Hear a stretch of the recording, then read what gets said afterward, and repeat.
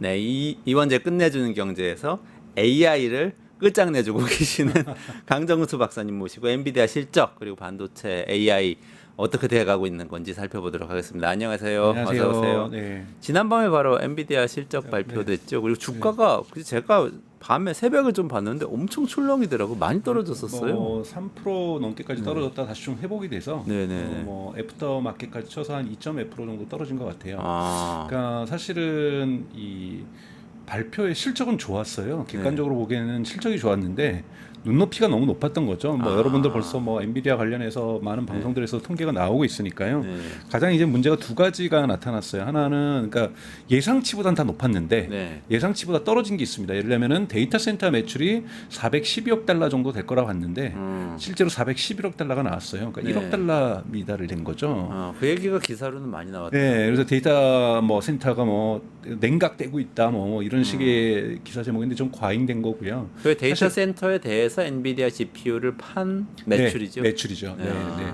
근데 이게 뭐 엄청나죠. 왜냐하면 전체 매출이 467억 달러니까요. 네. 411억 달러가 데이터 센터에 나왔으니까 사실 데이터 센터가 가장 중요하죠. 네. 그러니까 매출이 증가된 것이 기타로 증가됐다고 보는 거죠. 네. 그런데 사실은 여기에 가장 중요한 이슈는 중국에서 매출이 제로, 그러니까 0이었어요. 0. 그러니까 중국의 데이터 센터에 어느 정도 차지했었고 전체 연매출로 작년 연매출 기준으로 해서 중국에서의 매출 기준이 13%입니다.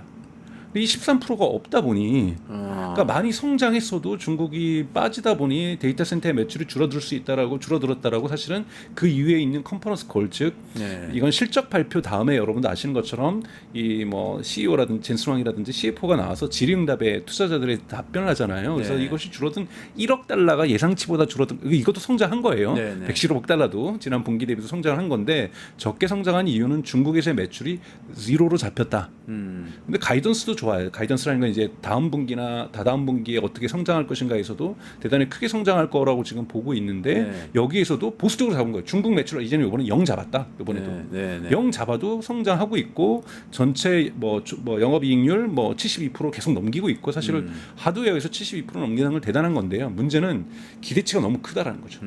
기대치가 큰 것에 비해서는 항상 어닝 서프라이즈가 나왔거든요. 네, 네, 네. 근데 이번에는 어닝 서프라이즈가 좀 약했다라는 것. 그리고 서프라이즈가 있긴 있었던 건가요? 살짝 있었죠. 매출도 기대치보다 조금 높았고, 네, 네, 네. 그다음에 뭐 EPS라고 하죠. 주당 순이익률도 조금 높았고, 0.01달러였는데 네, 네, 0.05달러가 나왔다든지 다 조금씩은 어닝 서프라이즈를 했어요. 살짝. 네, 네, 네. 그런데 이제 데이터 센터 가장 중요한데 여기서 1억 달러 얼마나 작은 부분이에요. 이런 부분들이 된 것들, 그러니까 중국에 대한 리스크를 어떻게 해결할 것인가에 대한 우려감들이 좀 반영됐다고 보고요. 그래서 소폭 하락한 거라고 보고 있고요. 폭락했다고 보지는 않고요. 그래서 저는 뭐 오늘 장이 좀 지켜봐야 되겠지만 제가 뭐 주가를 예측하는 사람은 아니지만 네. 저는 이것이 뭐 AI 거품이 빠지는 첫 번째 신호다 이렇게 생각하지는 않습니다. 그래서 일시적인 충격일 거라고 저는 생각이 들고요. 그래서 어느 정도 조정되지 않을까 생각이 들어요. 다만 우려스러운 게 하나 있어요. 네. 뭐죠? 싱가포르 매출이에요. 싱가포르 매출. 그러니까 하고 미국 빅테크에 대한 의존도인데요. 네. 이번에 나왔던 통계를 보면은 전체 매출에서 미국에서 발생하는 매출이 당연히 1위고요. 네. 여러분 전 세계에서 엔비디아의 칩을 가장 많이 가는 두 번째 국가는 싱가포르입니다. 싱가포르를 뭘 그렇게 많이 그래서 이제 사가요? 또 이것도 컨퍼런스 콜에서 해명을 했어요. 약 뭐 한 13% 전체 매출이 지금 싱가포르에서 나오고 있는데 그래요? 또는 뭐 통계에 따라서는 22%까지 가기도 해요. 그런데 이제 컨퍼런스 콜에서 설명한 건 이것은 빌링 그러니까 그 요금을 청구한 곳이 싱가포르를 통해서인 거지. 싱가포르라는 나라로 간 거는 2%밖에 안 된다. 왜냐하면 싱가포르가 이렇게 많이 필요하지 않을 거라고 보니 이거 혹시 중국 매출 아니냐. 미국 정부가 지금 눈 감아줘서 지금 저 매출이 나오고 있는데 만약에 미국 정부가 저것이 빌링 그러니까 즉 요금 청구가 싱가포르이던 실제로 배달된 건 얼마 안 됐어도 그럼 도대체 요금 청구는 누가 했길래? 그 예를 들면은 중동에서도 엔비디아 칩을 살 때 싱가포르로 요금 청구를 했을 수는 있겠죠. 중동에 있는 이 필요한 데이터 센터에 싱가포르 은행 지사를 통해서 주문했을 수는 있어요. 그렇게 지금 생각하는 거잖아요. 예를 들면 한국에서도 엔비디아 칩을 샀는데 한국은 그럴 일 없겠지만 싱가포르에 있는 한국 그 은행들 대리점을 통해서 주문을 했을 수 있는 거거든요. 그렇죠. 근데 그렇게 했다고 해도 너무 많다라는 부분들이 지금 지적되면서 만약에 미국 정부가 이것에 감사가 들어와서 이것이 결국은 지금 추론하는 겁니다. 이거는 음모론인데 네. 여러분 중국으로 가고 있을 수 있는 부분들을 만약에 막아낸다라면 매출은 타격은 훨씬 클 수 있다라는 부분이 있고요. 왜 그건 아까 중국 매출 한 13% 되던 거 없어졌다고 그랬잖아요. 제로입니다. 근데 지금. 싱가포르 매출 13%면 우연의 일치인가요? 똑같잖아요. 아니, 그건 다 그건 이제 통계마다 또 20%로 보는 데도 있어요. 이거는 추정치마다 좀 다르거든요. 왜냐하면 이걸 공식적으로 발표하지는 않아요. 네, 네. 그래서 이거를 이제 브레이크다운, 그러니까 이 해체를 해보는 거죠, 재무제표를. 이런 식으로 해서 이제 추론되는 거기 때문에요. 시각마다, 분기마다, 기간마다 조금씩은 다르게 나오더라고요. 그런데 이제 두 번째가 하나는 마이크로소프트, 원래 빅테크의 의존율이 높아요. 빅테크 지금 흔히 말하는 마이크로소프트, 메타, 그다음에 구글을 갖고 있는 알파벳, 그다음에 아마존. 이것이 전체적으로 약 50% 가까이 매출을 차지하고 있거든요. 근데 그 중에서도 이번엔 보니까 메타하고 마이크로소프트만 합치니까 40%가 나온 거예요. 전체 매출에. 그럼 이 기업들이 계속 성장해 줘야 되는 거잖아요. 네. 여러분 주가는 기본적으로 매출이 얼마나 크냐가 중요한 것이 아니라 매출이 성장하느냐가 중요한 거거든요. 네. 이 기업에서 내년도에 AI 투자를 낮춘다면 그러니까 의존도가 크다라는 그러네요. 부분, 물론 엔비디아는 그렇게 많아요. 지금 수요가 워낙 그건 사실이거든요. 네. 수요가 공급을 초과하고 있기 때문에 네. 만약에 뭐 엔비디아 마이크로소프트가 안 된다면 사갈 때 많다. 뭐 요즘 오픈 AI하고 소프트뱅크에는 스타게이트 프로젝트도 있고 그래서 계속해서 있기 때문에 전혀 걱정할 필요는 없다라고 얘기를 하고 있음에도 불구하고 투자자들 보기에는 조금은 불안한 부분들이 없지 않아 있는 겁니다. 하지만 저는 근본적으로는 지금 AI 거품이 꺼지고 있다라는 거품이 있다는 게 중요한 게 아닙니다, 여러분. 거품이 꺼지냐 안 꺼지냐가 중요한 거고요.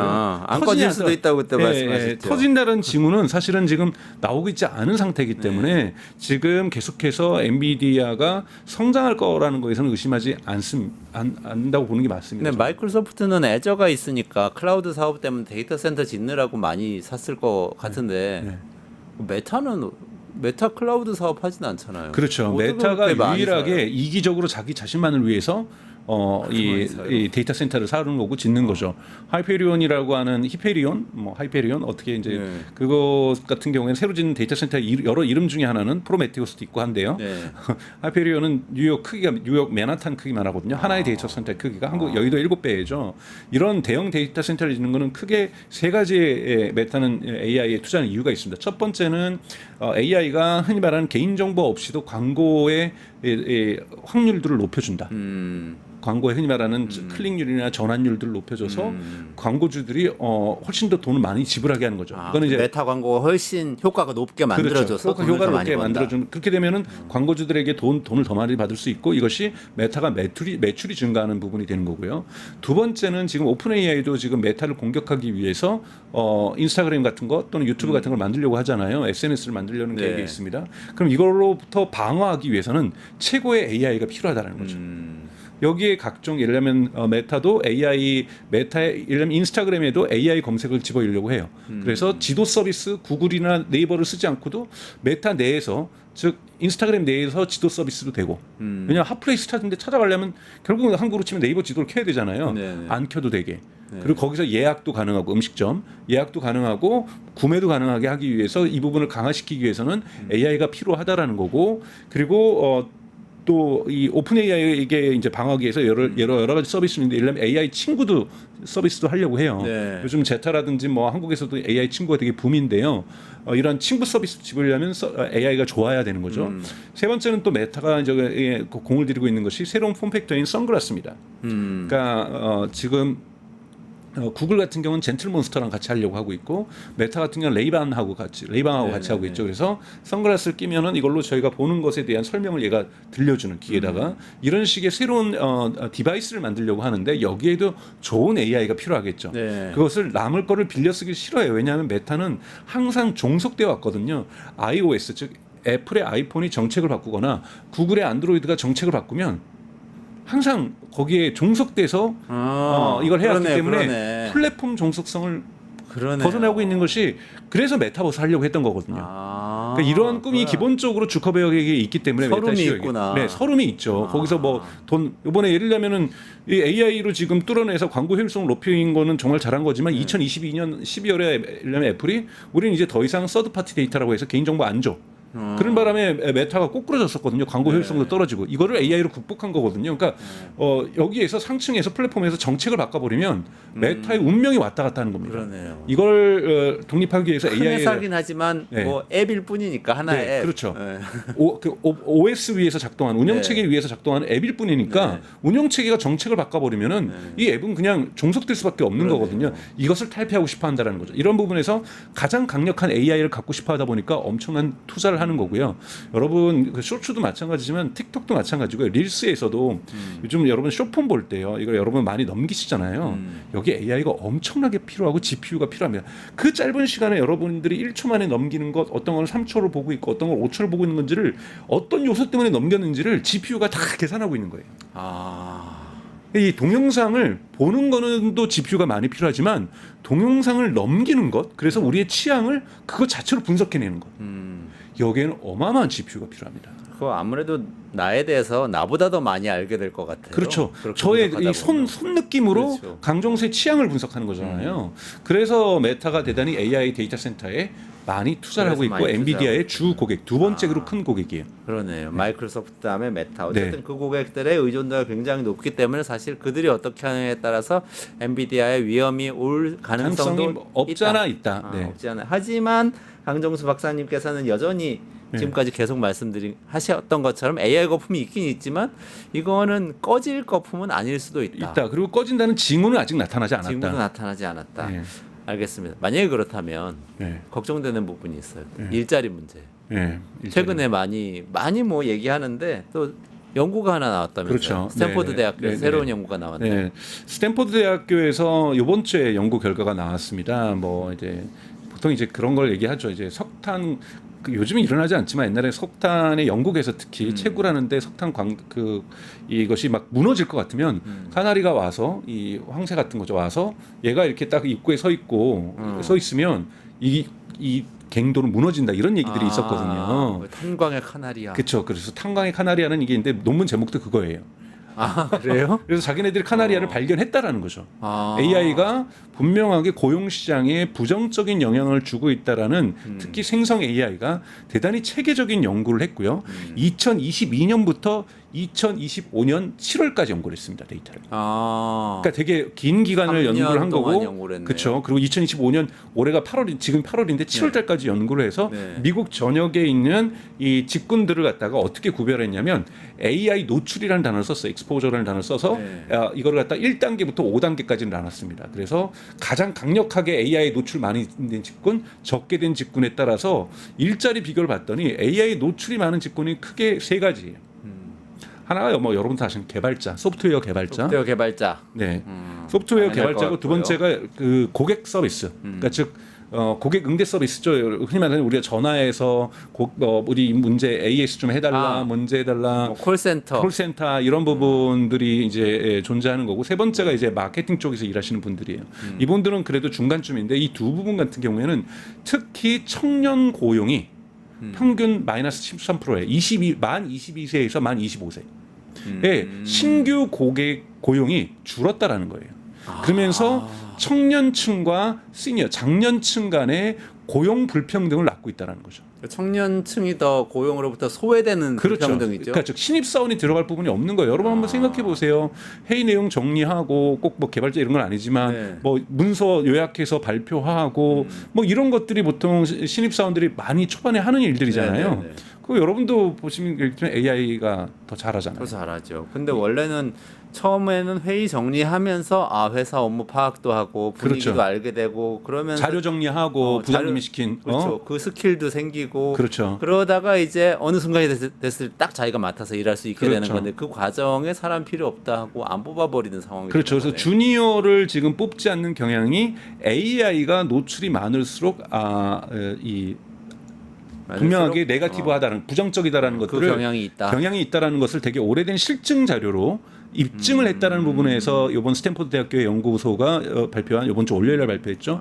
대단히 유의미한 의미를 가지고 있고요. 그리고 워낙 그거를 주도했던 베릭 열프슨이라고 하는 되게 유명한 학자예요. 경제학자죠. 브린 열프슨. 네, 브릭 열프슨. 대단히 유명한 스탠포드 에릭 대학교의 베릭 맞습니다. 에릭 브릭 열프슨. 이름이 네. 스웨덴 네, 이름이 네. 어려워서 제가. 네, 어려운. 네, 그래서 그분이 워낙 이쪽에서 유명한 사람이고 체계적으로 계량 경제학으로 대단히 유명한 사람이기 때문에 대단히 데이터에도 신뢰가 가고 있는 부분이라서 네. 확실하게 부정적 영향이 있을 수 있다. 이걸 거꾸로 치면은 한국도 조사를 해봐야 된다라는 거예요.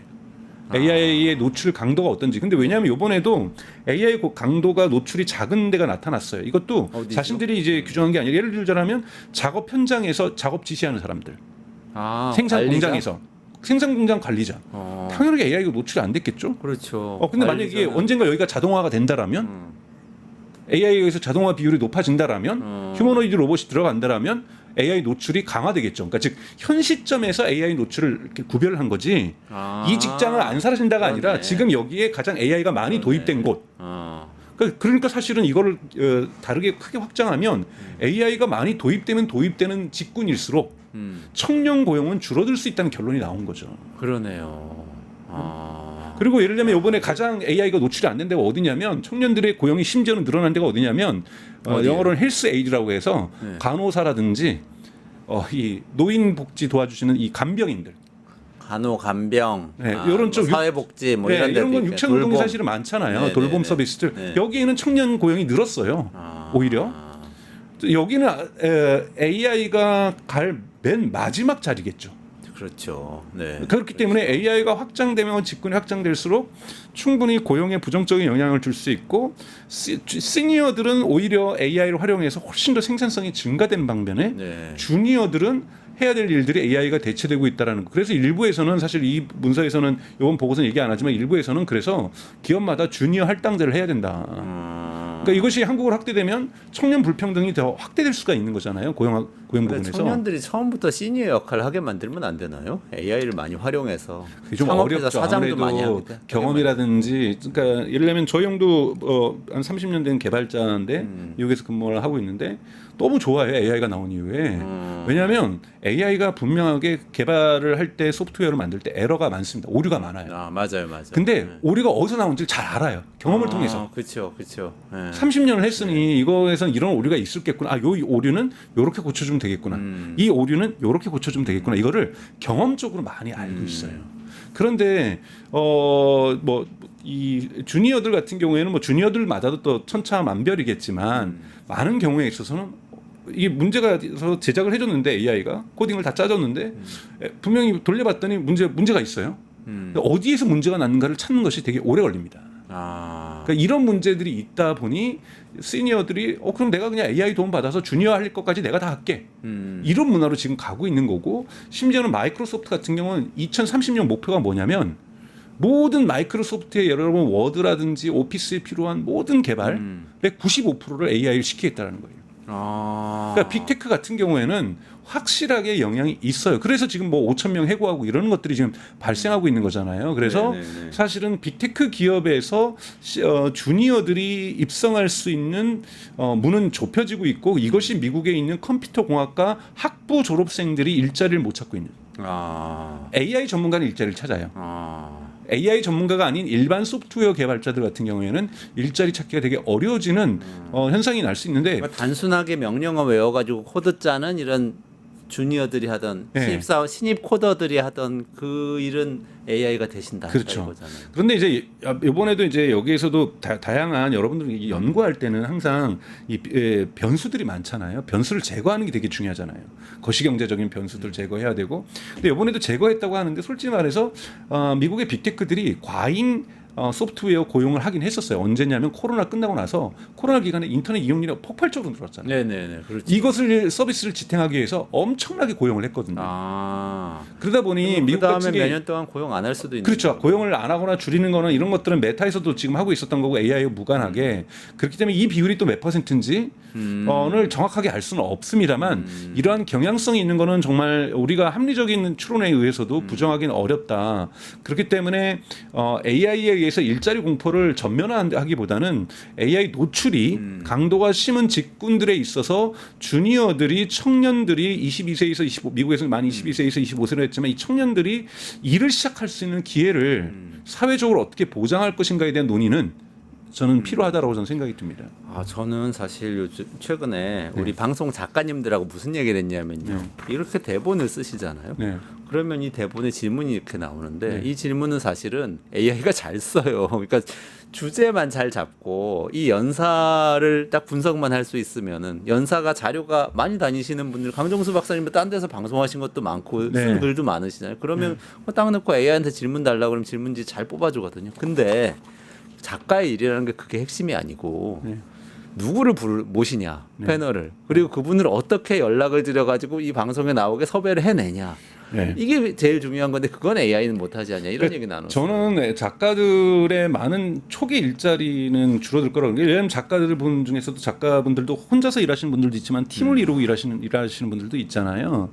그래서 예를 들면 특히 시사 쪽, 교양 쪽에 일하시는 작가분들께서 이게 초기 자료 리서치 이런 건 AI가 많이 해주겠죠. 야. 그런데 사실은 저도 이렇게 여러 군데 방송 나가지만 방송의 질문이 평균 수준인 곳에서는 저도 평균인 거 이상 말을 못 하거든요. 그래서 작가님들이나 진행자님들이 질문이 날카롭고 제가 예상하지 못했던 부분들을 해줘야 저도 거기에 반응하면서 훨씬 방송 내용이 좋아질 때가 네, 있거든요. 네. 사실 이런 것은 AI가 할 수 있는 일은 아니라고 생각이 들어요. 되게 저는 AI가 잘하는 건 여러분 평균을 잘하는 겁니다. 근데 평균 이상 잘해야 우리가 잘했다고 얘기를 하는 거잖아요. 그렇죠. 프로의 세계에서는 그렇죠. 그렇죠. 그렇기 때문에 그러니까 지금 시니어들이 문제가 되는 게 아니라 주니어가 문제가 되는 건 주니어들은 처음에 신입 사원들은 평균을 잘하려고 노력하거든요. 네네네. 그러면서 이제 그 속에서 기량을 닦으면서 맞아. 더욱더 이거를 뚫고 올라가서 평균 이상 잘하는 사람이 등장하는 거잖아요. 근데 그럴 기회마저 안 줘버리면 그러니까 처음부터 뚫고 나오진 않는다는 거죠. 평균 이상 아닌데 사실은 모든 인간이 그렇지만 초반에는 좀 어버버하지만 딱 적응하면 각 잡으면 쫙 치고 달리잖아요. 그렇기 때문에 그럴 기회를 줄 것이냐 이 부분이 좀 기회의 어떠한 공평성 문제에서 좀 문제가 될 수는 있다고 저는 생각이 들어요. 아니, 저는 또 우리나라의 경우에 네. 그 지식노동 말고 제조업에서 최근에 그 우리 미국하고 관세 협상하면서 정상회담하고 이러면서 이런저런 얘기 나눴잖아요. 근데 들은 얘기 중에서 제일 충격적이었던 게 현대자동차가 울산에서 공장 중에서 라인 하나를 닫는다는 거예요. 근데 미국에는 엄청 투자하겠다고 했으니까 라인 새로 만들 거 아닙니까? 근데 미국에 새로 만드는 라인은 40%는 자동화, 자율화한 로봇이 투입되는. 그러니까 한국에서 똑같은 분량을 생산할 때에 비해서 40% 사람이 덜 투입된 공장을 만들 가능성이 지금 굉장히 높게 되고 굉장히 있다는 높죠. 거예요. 네. 그럼 자연스럽게 이 매뉴얼 레이버 공장에서 일하시는 분들의 일자리는 줄어드는 거지. 우리나라에서는 줄어드는 것 같아 보이지 않지만 하는 순간에 그냥 줄어들어 버리죠. 한국은 사실은 노동의 어떤 유연성이 그렇게 높은 편은 아니고 사실 노조가 일자리를 많이 보존하고 저는 이게 나쁘다고 생각하지는 않습니다. 이건 잘하고 있는 축 중에 하나인데 일자리 보존율이 사실은 다른 나라에 비해서 높습니다. 근데 여러분들이 저도 가장 제가 경악했던 거는 뉴욕타임즈에서 지커라고 하는 중국에 있는 자동차 브랜드 공장을 직접 뉴욕타임즈가 간 거예요. 그래서 멀리서 밤에 이 샷을 찍었어요. 근데 이게 이제 밤에도 이제 공장이 돌아가는 거예요. 근데 어떤 층과 어떤 블록은 다 불이 꺼져 있는데 일부분 불이 들어와 있어요. 이게 뭐냐면 불이 꺼져 있는 데는 100% 자동화된 거예요. 로봇은 불빛이 필요 없군요. 그렇죠. 비전 이렇게 밤에도 볼 수 있게 만들 수 있으니까. 그러니까 요 카메라. 부분은 표시를 해준 거예요. 여기는 100% 사람이 없다. 불 켜 있는 사람이 있어요. 근데 그들을 인터뷰했는데 그들의 가장 큰 어려움이 뭐냐 했더니 하루 종일 내가 사람을 2-3명밖에 못 만나서 너무 외롭다. 그만큼 자동화가 됐군요. 그렇죠. 중국의 자동화율은 정말 어마어마한 수준이라서 중국 자체가 흔히 말하는 제2의 차이나 쇼크라고 중국 쇼크라는 단어가 있거든요. 첫 번째 중국 쇼크는 뭐냐면 미국의 제조 부분을 중국에 넘겨주면서 미국의 제조 일자리가 사라진 거예요. 근데 이제 중국은 어떻게 하냐면 그들에게서 저가 일자리는 중국 서부에 있는 농촌 지역에 있는 사람들을 데려와서 일자리를 주는 게 아니라 아예 인도네시아고 그 베트남하고 필리핀을 넘겨버립니다. 이건 자기네들 관심 없는 일자리라는 거예요. 그리고 고부가 가치의 제조업 일자리는 자동화를 시키고 있어요. 이러면서 중국의 청년 실업률이 급증하고 있는데 중국 정부는 그건 두 번째 문제라는 거예요. 이거는 우리가 살고 보자는 거예요. 제조업 강국으로 우리가 남은 다음에 그 다음에 당신들을 살릴 일이지. 일자리 여러분들 만들어서 분배하고 이런 건 지금 관심 없다. 네, 그걸 했다가는 우리가 제조 능력을 잃어버린다라는 거예요. 그러니까 정말 무섭게 가는 거죠. 사회적인 피해를 감수하고 가는 중국 정부의 스타일이 나타나고 있다고 보는데요. 여러분 지금 제조업 부분에서 일어나고 있는 자동화율은 한국 분들이 생각하는 상상 이상으로 지금 가고 있다라는 거고 미국이 지금 중국에 놀라는 것도 이거거든요. 그러니까 제조 능력도 그러니까 거기에서 일자리를 많이 만드는 것. 뭐 트럼프 정부는 이걸 통해서 일자리도 많이 만들겠다고 얘기를 하겠지만 이렇게가 자동화된 거면 미국도 가져올 수 있지 않냐라는 거예요. 이렇게 자동화된 일자리라면. 아 가져갈 수는 있는데 네. 새로 일자리가 안 생길 거잖아요. 그럼 그렇죠. 러스트벨트에서 이분들을 그 소외받아서 중국한테 일자리 다 뺏겼다라고 분노했던 그 백인 노동자분들은 자기들 일자리는 안 생기는 거잖아요. 그렇죠. 그러니까 되게 이러한 부분들에 대해서는 설명하지 않는 거죠 대통령이 네. 직접. 그러니까 이 제조 역량을 키운다는 것 자체가 그렇게 일자리를 많이 가져오지는 못한. 물론 제조마다도 좀 다를 수가 있겠죠. 그렇군요. 우리나라는 그 제조업 일자리는 이렇게 좀 가망이 없는 건가요 이제? 아니죠. 우리나라도 어떻게 만들어 봐야 이제 되나요? 근데 그래서 저는 되게 물론 중요한 건 제조업으로 청년들이 이미 많이 가고 있지는 않아요, 그렇죠? 네, 네, 그런 맞습니다. 상황에서 우리나라도 그렇고 네. 미국 당연히 그렇고 중국도 그렇죠? 마찬가지고요. 중국도 마찬가지. 네. 그래서 그런 부분들은 이제 인도로 가는 거고 인도네시아나 베트남 쪽으로 지금 중국도 보내고 있는 거고 그런 일자리 어차피 만들어놔봤자 말씀드린 우리 옛날에 뭐 3D 업종이라고 했던 것처럼 어차피 청년들 가지도 않기 때문에 이건 청년 실업을 해소하는데 해결책이 아니라고 보는 거죠. 오히려 여기에서 자꾸 고부가 가치 산업을 만들어내는 것, 로봇 산업을 만들어내는 것, 로봇을 만드는 산업을 만들어내는 그러네요. 것, 네. 여기에서 일자리를 창출하는 것이 중국 청년들이 갈 곳이라고 지금 중국 정부는 보고 있는 거고 아직은 이것이 R&D 단계이기 때문에 하지만 휴머노이드 사업이 나온다라면 또 물론 그것이 10년이 지나고 20년이 지나면 또 그 일자리도 대체해 버리겠죠. 로봇도 로봇이 만들어. 뭐 이렇게 될 수도 있겠지만 현재는 로봇을 만드는 것은 인간이 지금 기획하고 고안해야 되고 여기에는 엄청난 아직까지는 실험해야 될 것들 많고 여기 들어가는 부품들도 다 그렇고 여기에서는 아직 중국의 일자리를 만들어낼 수 있다는 신규 일자리를 만들어낼 수 있다라는 좀 자신감이 있다라고 볼 수가 있습니다. AI를 만들고 활용하는 일을 청년들이 하도록 만드는 방식으로 가면 된다 이런 말씀이네요. 마지막으로 요거 한번 여쭤볼게요. 저 또 제 모교의 기도에서 MIT에서 논문이 나왔던데 네네. 거기서는 또 MIT에서 논문은 되게 이것도 소거 좀 실질적으로 미국을 해주시죠. 했는데 네. 그러니까 기업에서 AI 프로젝트를 했는데 네. 95%가 아무런 효과가 없더라는 거예요. 사실 한국도 요즘 저한테도 연락이 많이 오고 다 이런 일들이 기업에서 네, 왜냐하면 이게 대부분 뭐 때문에 하냐면 CEO가 우리도 AI 기업으로 가자. 네네네. 우리도 AI 에이전트 한번 만들어 보고 사장님이 갑자기 AI 프로젝트 만드는 걸로 올해 저기 인사평가 할게. 네. 이러면 임원들이 다들 이제 난리가 나는 그런 거거든요. 일들이 생기죠. 그러니까 미국이 이미 그랬다라는 거고 한국은 올해가 그렇습니다. 네. 그런 프로젝트를 다 조사해봤더니 95%는 다 실패하고 있더라. 그러면서 근데 그 MIT 보고서에 아주 좋은 점이 뭐가 있냐면은 그런데 그렇게 왜냐하면 그 이유는 뭐냐면 그 업무의 워크플로우를 전체를 이해하지 못한 상태에서 AI가 네네. 그리고 AI가 아직 그럴 능력이 없는데 자꾸 에이전트가 모두가 좋다고 얘기를 하면서 저도 뭐 에이전트의 중요성을 얘기를 했습니다만 너무 많이 이렇게 안 되는 거에다가 억지로 끼워 맞췄다라는 거죠.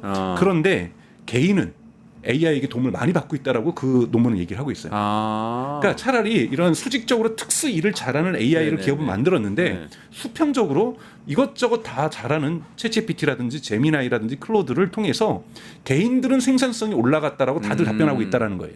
하지만 회사가 만든 이러한 보여주기식 조금 비판적으로 본다라면 거기에서도 뭐라고 하냐면 등대 프로젝트라고 얘기를 했어요. 네네네. 그러니까 MIT 보고서에서 네. 등대 프로젝트가 이제 좀 그런 비춰주는 이런 거잖아요. 네. 남한테 자랑하고 싶은 이런 등대형 보여주기식 프로젝트는 깊은 이해 없이 업무에 대한 이해 없이 갔기 때문에 다 실패했다. 이건 한국에도 되게 큰 교훈이고 근데 사실 한국도 요즘 정말로 많이 실패하고 있거든요. 진짜 근데 등대 프로젝트 진짜 많은 것 같아요. 맞습니다. 사장님이 말씀하셔서 그래서, 시작하고 네. 네, 나도 저기 우리 광고하고. 사장단 모임 가가지고 어디 저기 이런 협회 갈 때 가서 우리도 AI 기업이라 얘기 좀 하게 너네도 몇 개 만들어 봐. 뭐 이런 식의 지시가 너무 많은 거죠.